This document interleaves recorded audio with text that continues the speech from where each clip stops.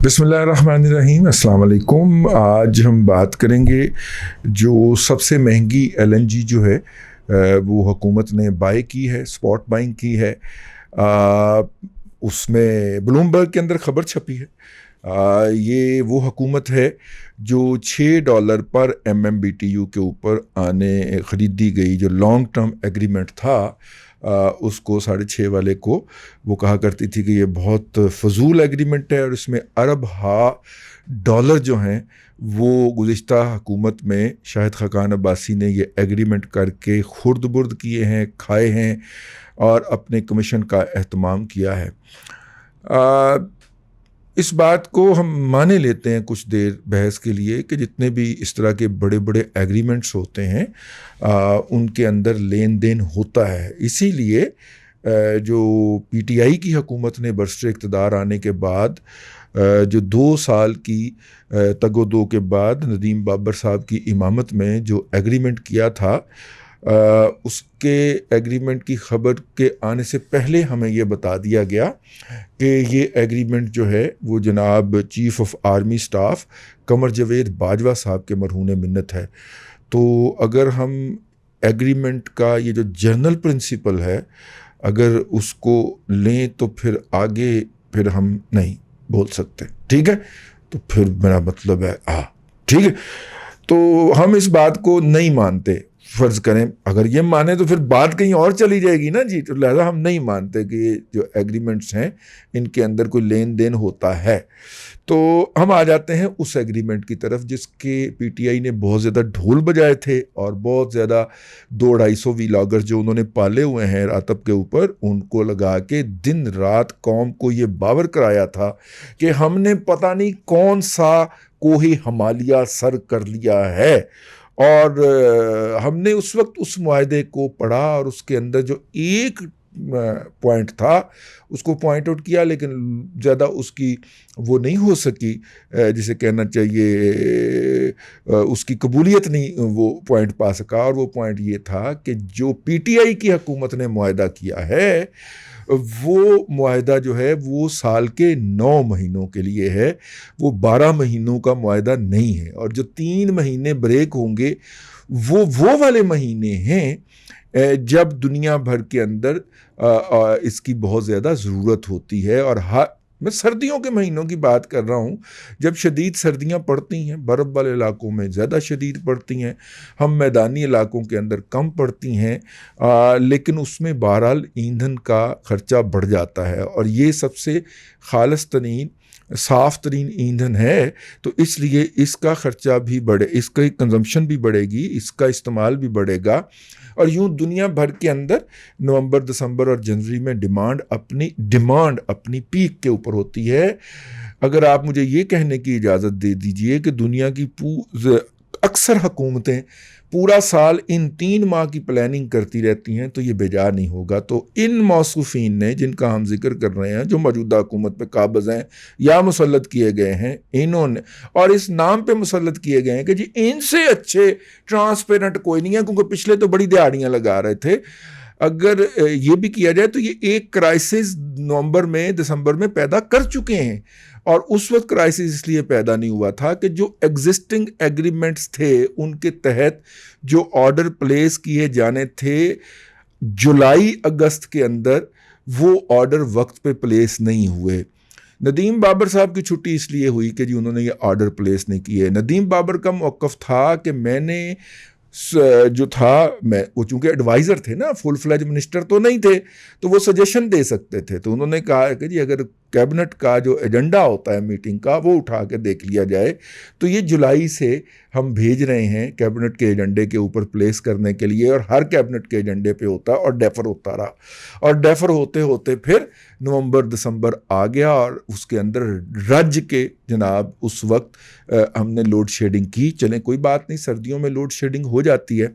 ये पहली हुकूमत थी जिसने गर्मियों में आके गैस की लोड शेडिंग की। और क्यों की? क्योंकि बर वक्त इन्होंने ऑर्डर प्लेस नहीं किया। अब उनका जवाब देख लीजिए।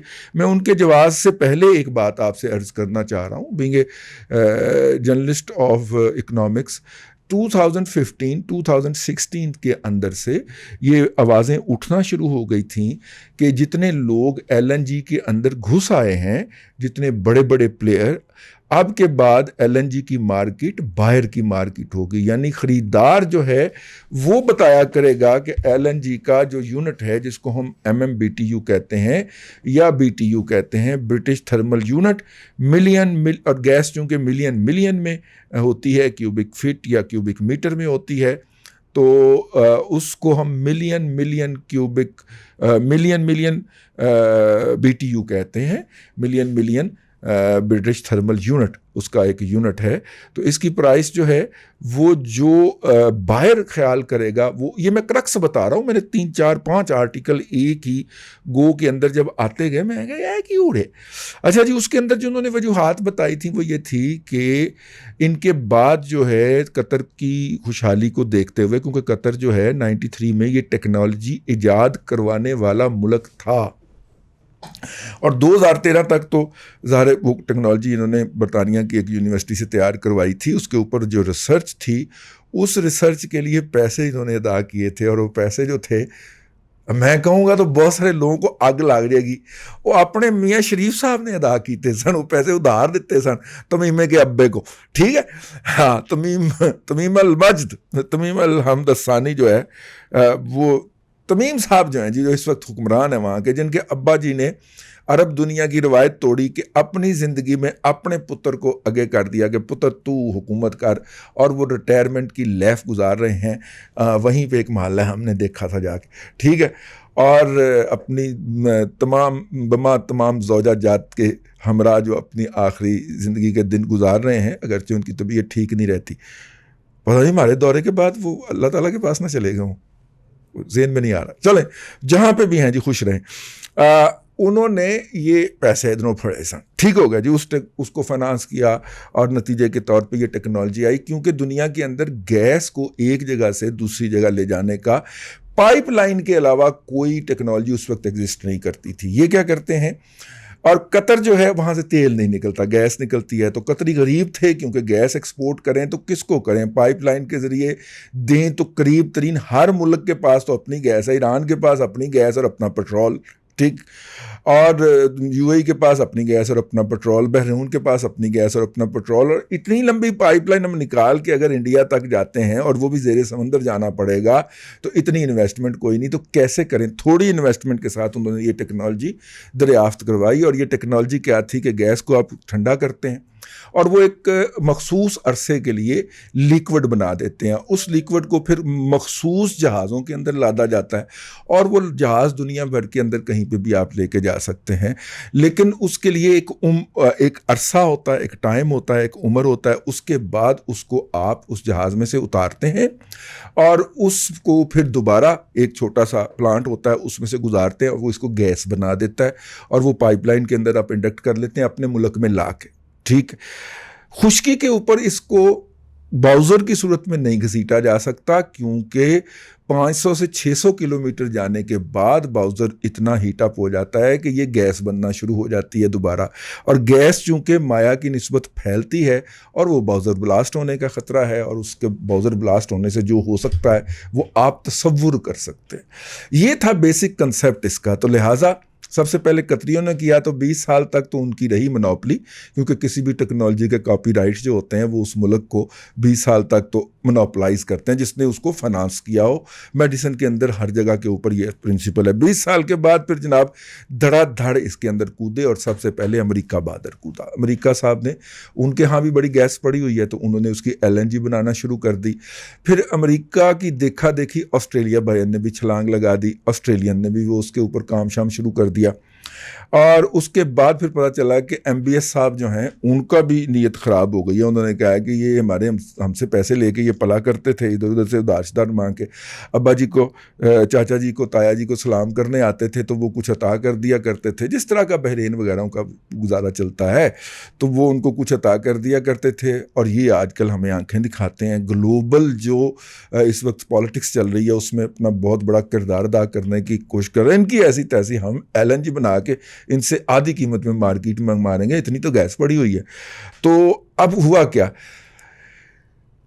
MBS साहब जो हैं, जिस तरह उनके दूसरे मंसूबे ख्वाब थे और ख्वाब हुए, मांसवाए वहाँ पे सिनेमा और इंडस्ट्री खोलने के, और MBS साहब जो हैं वो उनमें ज़्यादा घुस गए, पैसे इधरों लब्बे कोई नहीं, इंडियन ने भी वादों पे टरखा दिया, तो नतीजे के तौर पे वो इसमें आगे नहीं बढ़ सके। वो जो उनकी बड़ी सबसे बड़ी जो है ऑयल की जो सनत है उसको भी सेटबैक हुए, उस पर भी कोई 2-4 राकेट बाज गए हैं, कोई बहरीन से आके लगा और कोई इधर इन्होंने मार दिया, ये जो अपने हैं हौसी हैं, हौसी बागियों ने, तो वो तो उसी में रुझ गए, तो उनका मंसूबा तो रह गया दरमियान में। अमेरिका बहादुर ने इंडिया को घेर लिया और इंडिया के साथ जो मुआहदा किया उसने LNG का, वो मेरा ख्याल है $8 पे है, ठीक है, $8 पर MMBTU पे है, और कैरेज चार्जेस जो हैं वो वहाँ से चल के वहाँ तक आनी है, तो वो भी एक मसाइल है। अच्छा, उसके बाद जो है ऑस्ट्रेलिया की ब्रेक लग गई कि LNG की मार्केट तो टगे टोकरी होने लगी है, तो मैं इसमें क्यों घुसने लगा हूँ, तो वो भी थोड़ी देर के लिए रुक गया।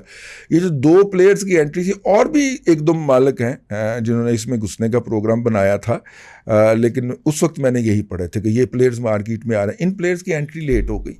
लेकिन फिर भी LNG जो थी वो काफ़ी ज़्यादा अबेंडेंटली दस्तयाब थी, और जिन दिनों पेट्रोल का क्राइसिस आया था पिछले साल पनामा के बायस, उन दिनों के अंदर LNG जो थी वो $2 तक चली गई थी। ज़ाहिर जब पेट्रोल नेगेटिव में चला गया था $16 में, तो LNG ने भी जाना था, और कोरोना के बायस आगे जो थी वो इंडस्ट्री बंद हो गई थी। अब जब वो इंडस्ट्री रिवाइव कर रही है हर दुनिया के अंदर, और अभी आपने IMF की रिपोर्ट पढ़ी होगी, और उन रिवाइव करने वाली इंडस्ट्रीज़ में इकॉनमीज़ के अंदर दुनिया की इकॉनमीज़ के अंदर इंडस्ट्रीज़ खुल रही हैं और खुली हैं, और उन रिवाइव करने वाली इंडस्ट्री के अंदर हमारा भी बड़ा नाम लिया IMF ने। अभी प्राइम मिनिस्टर ने इसके ऊपर ट्वीट नहीं की, वरना अभी यूथ ये धमाल डाल के जो हैं वो कर लेंगे। लेकिन कहने का मकसद ये था कि उस वक्त हम अगर बुक करवा लेते, जब $2 पे $1.5 पे गई थी, तो हमारी बचत हो जाती। पाकिस्तान के अंदर मुसल्लत शुजा लोगों ने नहीं करवाई। क्यों नहीं करवाई? वो कह रहे हैं कि जी हमने कबीना को भेजा था फैसले के लिए, कबीना ने उस पर फैसला ही नहीं लिया, तो हम क्या करते। ये था नदीम बाबर साहब का पॉइंट ऑफ व्यू। जब ये LNG की कीमत कम थी, तो उनका ये ख्याल था कि चूँकि LNG की मार्केट जो है वो कंज्यूमर मार्केट है, विदाउट सीइंग कि ज़ाहिर है कि एक सर्टन लेवल तक लॉस खाने के बाद LNG की ये वो जो कारखाने होंगे या जो फैक्ट्री होगी या जो अमल होगा वो रोक दिया गया, क्योंकि बाहर नहीं था कोरोना के पास। अब जब इकॉनमीज रिवाइव हुई हैं, तो उन्होंने भी तो रिवाइव होना है ना। उन्होंने अपनी कैपेसिटी को उतना ही रखा जो उनके एनुअल कॉन्ट्रैक्ट के तहत था कि बयान आपने हमसे ख़रीदनी है। अब ख़रीदार भी जो थे वो भी बेचारे मजबूर थे। जापान सबसे बड़ा इंपोर्टर है इसका, तो वो भी मजबूर थे कि उनकी इंडस्ट्री चल नहीं रही थी, तो वो भी जुर्माना दे देते थे कि पाया जुर्माना ले लो साढ़े को, लेकिन कॉन्ट्रैक्ट आके हमारा इंटैक्ट रहे, लेकिन हमारे पास रखने की जगह नहीं है, इसको आप अपने पास ही रखें। तो फिर फैक्ट्री क्या होनी थी? फैक्ट्री बंद होनी थी। वो जो प्रोसेस बंद हुए या रुके, उसके बाद जब इकॉनमीज रिवाइव हुई हैं, तो वो भी बड़े चलाक हैं, खचरे हैं, वो आहिस्ता आहिस्ता अपनी कैपेसिटी बढ़ा रहे हैं। तो ऐसी सूरत के अंदर लम्हा मौजूद में पिछले 10 साल की सबसे ज़्यादा लेवल के ऊपर प्राइसेस चले गए। अब ये सारे तजिए छप रहे थे कि जब इकॉनमी बहाल होगी तो एक दफ़ा ये क्राइसिस पैदा होगा, और वो क्राइसिस पैदा हुआ। आप कहेंगे कि ये क्राइसिस पेट्रोल में क्यों नहीं पैदा हुआ? यस, पेट्रोल में ये क्राइसिस पैदा होने लगा था पिछली OPEC की मीटिंग के अंदर, लेकिन वहाँ पे UAE और सऊदी अरब की हो गई लड़ाई, और UAE ने कहा कि जी पैदावार बढ़ाएं वरना ग्लोबल क्राइसिस आ जाएगा। और उस वक्त हम देख रहे थे कि पेट्रोल ऊपर को चल पड़ा था, और तवक्को ये थी कि $97 तक जाएगा। लेकिन जैसे ही OPEC प्लस ममालिक ने ये बात कबूल की कि नहीं हम पैदावार बढ़ा दें, तो प्राइस वहीं पे ही शुरू हो गई। ठीक, अब इसका मतलब है कि पेट्रोलियम क्रूड ऑयल की, खाम ऑयल की पैदावार बढ़ी, तो उसके प्राइसेस जो है वो मौजूदा लेवल पे रहे। अगर कैपेसिटी उतनी ही रहती तो वो उसकी कीमत भी जंप कर जाती। तो ये किसी अकल के अंधे को देखना चाहिए था कि यहाँ पे तो सप्लायर्स भी थोड़े हैं, उन्होंने नहीं देखा। नतीजे के तौर पर नदीम बाबर साहब गए, उसके बाद जो मौसूफ तशरीफ़ लाए हैं, उनकी तो एक बड़ी शानदार हिस्ट्री है ना जी, सुनहरी उनकी तारीख है कि किस तरह उन्होंने के इलेक्ट्रिक में से पैसा निकाल के अपने यार को दिया था। वो यार फड़या गया, वो नकवी साहब जो थे, आरफ नकवी साहब, वो फड़े गए तो वो अलग बात है, लेकिन उन्होंने पूरी ईमान वो अब उनको एडवाइज़र लगा दिया पेट्रोलियम का, और नतीजे के तौर पे ये हुआ है। कहा जा रहा है कि 4 जहाज़ हमने $6 पे तनकीद करने वालों ने $15.35 पर MMBTU पे ख़रीदे हैं। $2 इनके कतर से यहाँ तक पर MMBTU लगा लीजिए। उसके बाद इसमें PSO, सुई नादरन और सुई साधारण तीनों का हिस्सा है। सुना $2 वो भी लेते हैं कि हम चूँकि हाँ सप्लाई करनी है हमने, तो उसके पैसे किराया हमें दें। तो तकरीबन $6 आप ये डाल लीजिए, 6 और 2 8 और 15 या 15.25 जमा 8, ये कोई 23 का फिगर सामने आता है। ठीक है, ये है जी $23 के अंदर। 23 को अगर पाक रुपये में कन्वर्ट करें तो ये जाके बनेगा 1.6 के ऊपर है। देखो ना ज़रा, है नी, ये तकरीबन 4000 पर MMBTU बने कॉस्ट करेगी हमें। इस वक्त अगर हम मुआहदों के तहत मिलने वाली LNG का जायज़ा ले तो वो LNG हमें $2000 पर MMBTU में पड़ रही है। तो अगर पाक रुपये के क्वांटिटी के हवाले से देखा जाए, 6 से 15 का 15.25 का फासला जो है वो आपको बहुत ज़्यादा लगता है, लेकिन ये तकरीबन डबल पे कॉस्ट करेगी। और ये हुकूमत मंगवा रही है LNG के ऊपर मुश्तमिल बिजली घरों के लिए, तो हमने छितरौल नहीं करनी। देखो कितने महंगे बिजली घर ला के गए, ₹36 यूनिट पैदा कर रहे हैं, ₹32 यूनिट पैदा कर रहे हैं। जनरल इलेक्ट्रिक की सबसे एफिशिएंट जो टेक्नोलॉजी होगी उसकी मंजी ठोकेगी ये हुकूमत। आप देखिएगा आइंदा कुछ ही दिनों में यूथिया मजहूरल कौमल जाहिलिया लिल अक्ल लिल महदूद जो है वो किस तरह इसके ऊपर धमाल डालते हैं। बस यही पेश करना था। अल्लाह आपको आसानियाँ अता करे और आसानियाँ खल्क़ खुदा में तकसीम करने की तौफीक अता करे।